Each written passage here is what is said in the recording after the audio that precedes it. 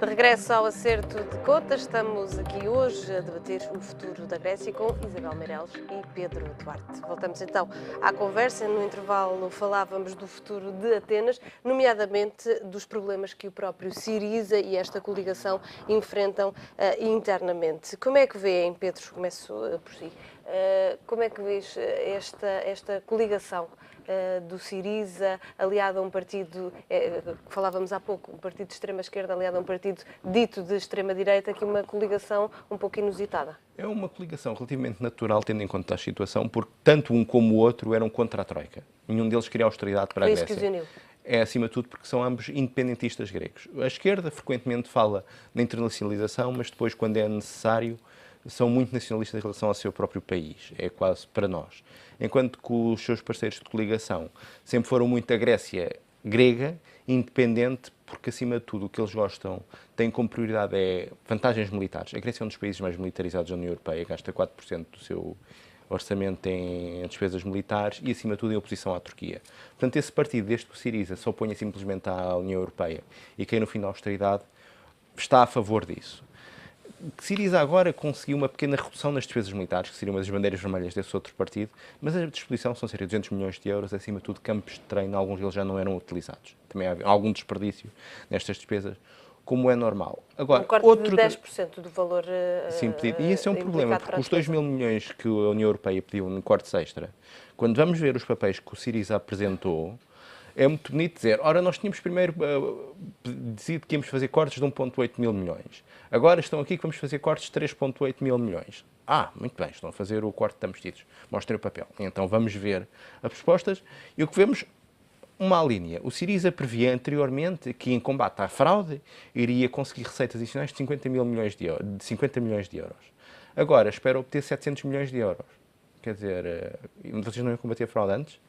De repente agora vão aparecer mais 650 milhões de euros como? Do céu? Outra linha. Com investigações às contas bancárias íamos conseguir arrecadar 50 milhões de euros. Agora vamos arrecadar 300 milhões de euros.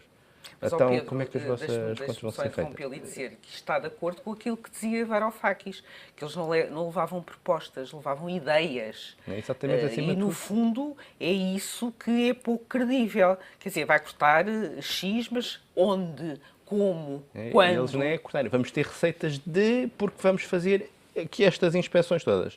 Mas vocês já tinham dito que iam fazer inspeções fiscais. E tinham esta estimativa. Agora, de repente, a vossa estimativa aumenta 6 vezes.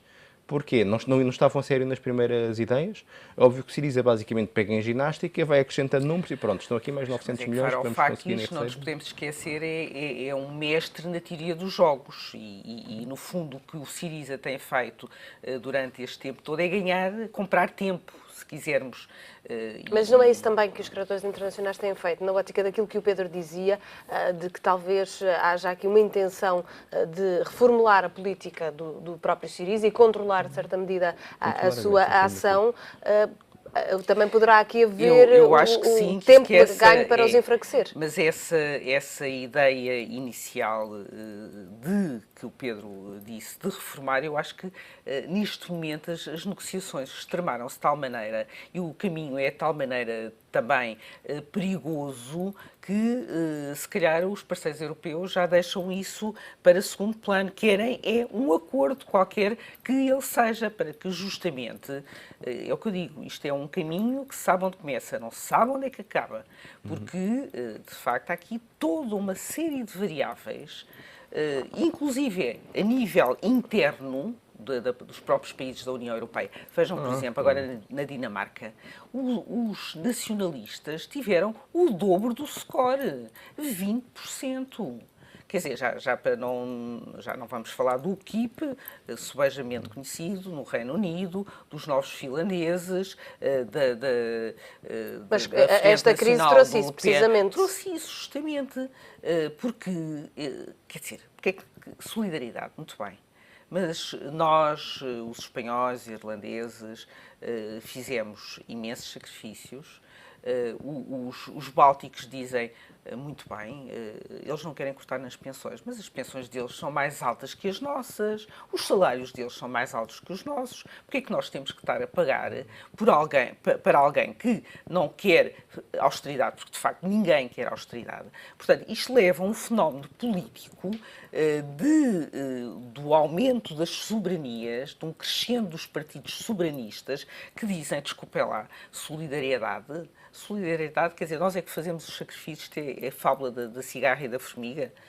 Nós trabalhamos e eles estão na boa vida sem querer, no fundo, cumprir as regras europeias. Portanto, isto leva um incremento destas forças, quer de extrema-direita, quer de extrema-esquerda, que, de facto, umas viram-se para o país, bem, já que a União Europeia, de facto, não se entende, não nos dá aquela mais-valia de bem-estar, de progresso, de desenvolvimento económico, então vamos nós tratar do assunto. E que, por exemplo, o Reino Unido e o Cameron têm prometido um referendo sobre a permanência do Aliás, Reino esse Unido deveria na ser um União dos temas Europeia. a ser discutidos amanhã no Conselho e que deve passar despercebido, tendo em conta esta questão Claro. grega. Sim, um pouco. Em princípio, neste momento, cada emergência de cada vez. A União Europeia está com muitas emergências neste momento. Não só estamos com a questão da Grécia, que no fundo é uma revolta, porque a União Europeia não pode nem ceder nem deixar de ceder. Porque se cedêssemos, teríamos justamente Portugal, Espanha e mesmo a Itália e parte de França a dizer não podemos admitir isto. Por outro lado, se fazemos um bloqueio completo e impedimos um acordo, podemos ter a Grécia a tentar saltar para fora. E isso depende tudo da questão do apoio da Rússia ou não. Se a Grécia estiver isolada e conseguirmos isolar a Grécia, temos a coisa controlada. Também estamos ao mesmo tempo a tentar na Ucrânia controlar a Rússia, que está a entrar, e nós estamos já a fazer muitos acordos com a Ucrânia que prevêem quer uma associação próxima, quer no futuro uma adesão à União Europeia, porque nós estamos a expandir-nos para lá. Estamos ao mesmo tempo a tentar controlar os ingleses justamente para ver se eles não se afastam, porque há um sentido cada vez mais da Inglaterra, de que a Europa está mesmo aí no caminho de uma nação federal, que é coisa que eles não querem, e isso poderia haver problemas. Isso é uma das razões pela qual foi bom que a Escócia se mantivesse no Reino Unido, porque se eles querem a União Federal. Porque se eles não estivessem lá, provavelmente os ingleses... Mas tendo em conta estes movimentos, essa União Federal pode vir a acontecer, tendo em conta todos estes movimentos que têm acontecido no sentido de extremar posições? Extremar. Note-se que o extremar também não é todo só pela questão grega e da solidariedade, também é apenas por causa da imigração. Nós estamos neste momento também sobre ataque a sul, porque o Estado Islâmico está a mandar dezenas de milhares, e chega mesmo a centenas de milhares de imigrantes que entram para a Itália, criam um problema na Itália e depois tentam passar. Neste momento a França e a Áustria estão a fazer bloqueios nas fronteiras, suspenderam periodicamente Schengen para que estes imigrantes todos não sigam para o norte da Europa. Pedro, deixe-me só acrescentar a isso, que é de facto um elemento muito importante, que é o muro que a Hungria está... Enfim, quando achávamos que todos os muros já tinham sido destruídos, embora entre o Chipre, a parte norte e a parte sul, exista um muro físico, a Hungria está a levantar um muro em relação à Sérvia para que os imigrantes não passem. Nós sabemos que a Hungria, com o Viktor Orbán, enfim, também está numa deriva extremista que também nos preocupa a todos. Mas é para ver como, de facto, a Europa está confrontada internamente, mas também sob pressões externas, com esta situação. De facto, erguer um muro, eu sei que não é um país que pertence à União Europeia, porque isso seria absolutamente inadmissível, mas é um país que é candidato à adesão à União Europeia. E, portanto, isto é mais um elemento de fracionamento da unidade europeia e de destabilização internacional, na frente externa da União Europeia. Nesse sentido, seria muito gravoso para, ainda sem sabermos que medidas e os riscos de uma saída da Grécia da zona euro teriam, mas não seria desejável para nenhum país da zona euro, nem da União Europeia, que a Grécia fosse expulsa ou que admitisse a saída. Mas, aliás, já está a haver o estudo, designadamente por parte do BCE e por muitos países, Reino Unido, Irlanda, planos de contingência. E designadamente por Portugal, temos os tais cofres cheios, não é? Cofres cheios que nos permitiriam aguentar apenas 6 meses. Exatamente, uma almofada temporal. Mas isto para dizer que ninguém sabe o que é que vai acontecer. Ninguém sabe o que é que vai acontecer. E, portanto, o plano B, que é a saída da Grécia da zona euro, quiçá da União Europeia, Então aí sim... Se começasse a sair do euro, provavelmente entraria numa rota, quase não os deixaria. Embora, curiosamente, é o que eu digo, isso vai ter que ser, espero que esse cenário não se coloque, mas a colocar-se vai ter que ser politicamente decidido, porque, continuo a dizer, não há nada nos tratados previsto para, enfim, uma expulsão, chamemos-lhe assim, uma saída voluntária, com certeza, mas uma expulsão de um país da União Europeia. Voltando às questões internas de Atenas e às propostas apresentadas, há pouco, Pedro, falavas da questão das pensões, das linhas vermelhas que não querem ser ultrapassadas pelo próprio Syriza, tendo em conta a própria tensão que o governo grego enfrenta internamente. Estas propostas podem defraudar efetivamente os gregos, como já vimos algumas manifestações na rua, ou os gregos estão a precipitar-se face àquilo que foi apresentado? A população grega, neste momento, sentiu realmente um grande choque quando ouviu estas propostas do Syriza. A questão é saber quanto é que isto irá implicar na popularidade real do Syriza e qual será a estabilidade da coligação governativa. Neste momento, se forem para o Parlamento, estas propostas possivelmente passarão, não tanto porque não haja revolta do Syriza, que haveria uma revolta de vários deputados, mas porque vários partidos, como o PASOK, o Nova Democracia, votariam a favor. Deverá passar moderadamente. A questão é saber, neste momento os gregos sofrem um enorme choque pessoal, porque votaram no Syriza com esperanças. Esperança do fim da austeridade, esperança de novo futuro, foi o que o Syriza lhes prometeu. E neste momento o que lhes está a aparecer pelos jornais é que esse novo futuro poderá não concretizar-se, que a Grécia terá que ceder, e se não fizer acordo nenhum com a Rússia, terá que ceder. Isso leva a um choque enorme, que é, repara, estamos a falar de um país onde os partidos tradicionais, quer o PASOK, quer a Nova Democracia, equivalente português, ou quem é Portugal ao PS ou ao PSD, falharam, muitas vezes mentiram, fizeram enganos deliberados e desiludiu profundamente o eleitorado. O eleitorado então procurou partidos alternativos, encontrou no Syriza, elegeu esse partido e mais outra coligação para o governo na perspectiva de melhoras e não verá melhora nenhuma. Como é que um eleitorado pode reagir quando vê que nem esta alternativa funciona? Isso é uma das grandes questões que pode acontecer na Grécia. Podem ou voltar-se ainda para forças ainda mais extremas, ou eventualmente desistir completamente de qualquer mudança e tornarem-se apáticos. E o Syriza tem conseguido explicar isso, nomeadamente de Tsipras, quando falo de Syriza nesta altura é mais a parte do governo Syriza, Tsipras e Varoufakis têm conseguido explicar isso à população, o porquê de ceder? Não tem passado. Realmente tem dito várias coisas. O Tsipras, acima de tudo, não tem realmente explicado grande razão de existência. Tem-se mostrado constantemente como uma pessoa que não tem linhas vermelhas e que nunca excede. E na prática, se formos ver as propostas, até nem excede. Mas isso é uma coisa técnica, que parece para ele, porque ele, neste momento, gerir um país não é como gerir um partido. E ainda está naquela fase em que não se sabe bem fazer a diferença. E quando neste momento o que Tsipras faz e que faz manobras, mesmo com o próprio Varoufakis, que agora está um pouco afastado, que o Tsipras até agora disse-lhe propostas finais, agora só com a minha aprovação, porque também não ficou contente com o que o Varoufakis conseguiu. Portanto, no seu jogo, o Varoufakis já tem falhas. E agora está o Tsipras a tentar fazer esse jogo. O problema é que os líderes europeus têm muito mais experiência do que ele neste tipo de jogos e sabem muito bem como mexer. Portanto, enquanto que a Grécia está a tentar, e o que vemos nisto é que a Grécia basicamente está a tentar jogar cartas que não tem, em negociações, quer com países, quer internas, com outros, não tem hipótese de ter saída. Internamente, para se apresentar como um grande salvador e manutenção das perspectivas do povo grego, não está exatamente a passar. Até agora estava. E como se disse, como as sondagens davam-lhe uma maioria absoluta. Mas, Pedro, quando se fala em aumento de impostos, designadamente IRS, quer dizer, as pessoas não entendem.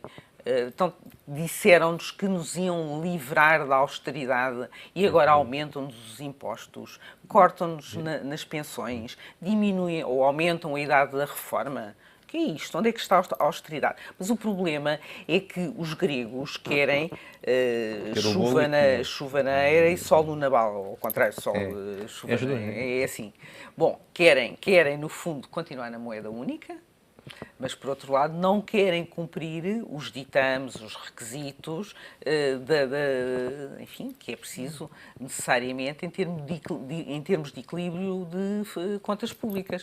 Portanto, isto é, de facto, querer o melhor dos mundos, quando, obviamente, neste jogo não é possível. Os outros parceiros europeus cumprem as regras, melhor ou pior, mas cumprem.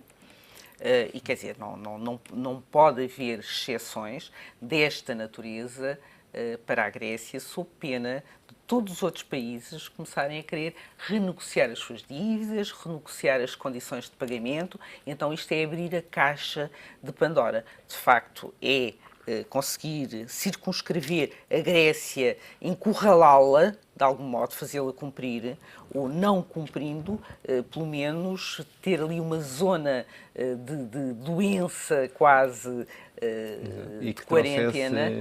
Más condições de vida à população, que é uma coisa que a Europa não quer aparecer como fazendo, Sim, mas sob teríamos que pena, fazer. exatamente sob pena de dizer, então o Syriza conseguiu, então os partidos de extrema-esquerda, como o Podemos, iriam com certeza disparar nas intenções de voto. Aliás, quando o Syriza foi eleito, recordo-me, o PS colou-se imediatamente ao Syriza, porque disse, ok, também somos um partido anti-austeridade, agora já se voltou a descolar, mas isto mostra o oportunismo aqui como lá destas propostas políticas que não são sérias e, como o Pedro disse, sobretudo por alguém que não tem experiência governativa. Qual poderá ser a contraproposta do lado europeu, sendo que o tempo se está a esgotar, estamos a menos de uma semana de a Grécia poder entrar em incumprimento? Aqui a Alemanha tem, como sabemos, um papel definitivo e aquilo que a Alemanha, aliás, o Schäuble escreveu, não sei em que jornal, um artigo dizendo que a palavra para o êxito, ou nem por isso, destas negociações seria com certeza da chanceler. Se é que ela está e o eleitorado alemão disposto a abrir ainda mais os cordões à bolsa, porque não podemos esquecer que estas propostas podem ser aprovadas, mas elas ainda vão ter que passar pelo crivo, obviamente, do Parlamento grego, mas também de outros parlamentos, todos os países europeus que prevêem esse tipo de medidas. Portanto, digamos, e utilizando uma expressão comum, isto não são favas contadas. Mesmo que se chegue agora a um acordo, esse acordo tem que ser ratificado pelos parlamentos nacionais, por um lado, e provavelmente isto não acaba aqui, porque isto é apenas um degrau de uma escada muito longa, porque vai continuar a haver negociações até ao final do ano e vamos ver como é que elas correm. Isto é apenas o primeiro round. E se for ao final do ano já é uma vitória para a Europa, porque as eleições espanholas são para o final do ano, portanto teremos o Podemos derrotado político, exatamente. E aí já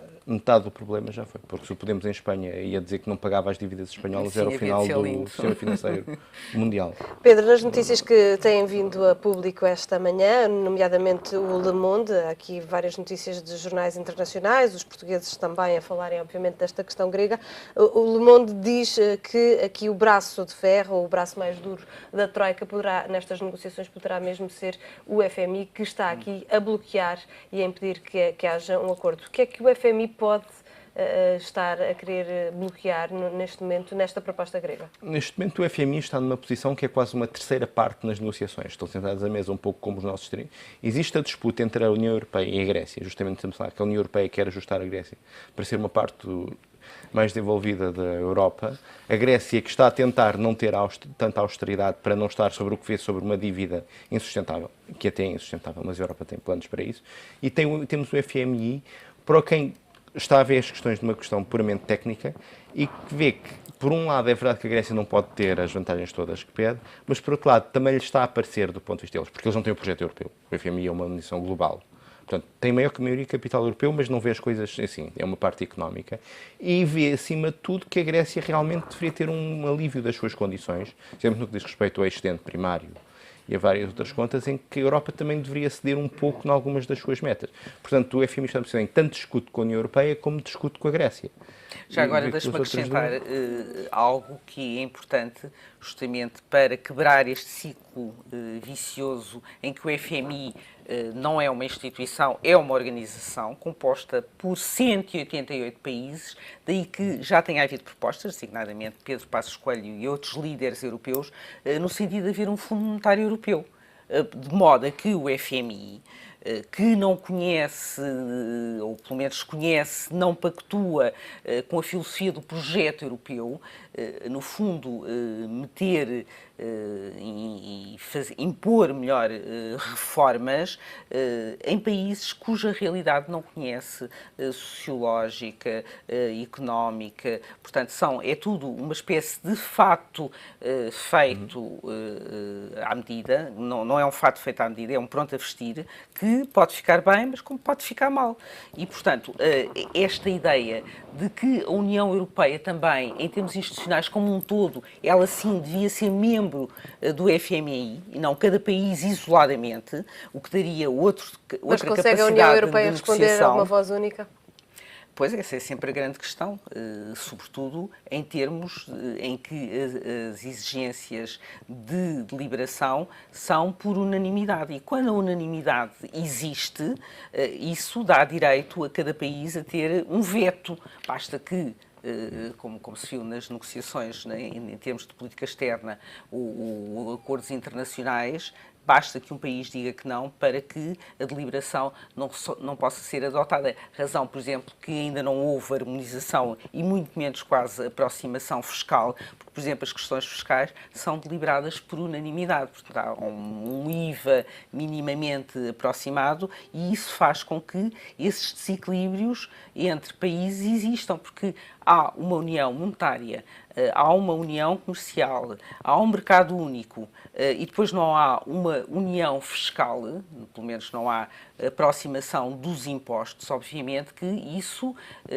causa disrupções no sistema enormes e temos o Jerónimo Martins, por exemplo, a sair para a Holanda. Que justamente foi uma das grandes milagres que esta crise quase de fazer omeletes a partir de ovos partidos, que é quase o que se está a tentar, porque neste momento a União Europeia tem uma moeda única, não, enfim, a zona euro, mas pretende, no fundo, a União Europeia venha a ter uma moeda única. Para haver uma moeda e um sistema financeiro comum, devem haver regras comuns. Os Estados Unidos têm o dólar, mas todos os Estados Unidos regem pelas mesmas regras do financeiro, como quase todos os países. Na Europa isso não acontece. Nós temos uma moeda comum, mas cada país tem regras orçamentais ou fiscais que são diferentes. Mas e a isso era um solidariedade problema. entre Estados nos Estados Unidos e a falência de um Estado é encarada também de forma Eles não diferente. são solidários. É o governo federal que manda sobre todos, porque muitos não gostam das transferências que vão para Há vários. aqui mais E é isso que a Europa novidades fez. relativamente às declarações de Tsipras, que acusa os credores internacionais de poderem estar aqui a ceder a algumas pressões internas na Grécia e a também a dizer aqui no Twitter que houve medidas equivalentes na Irlanda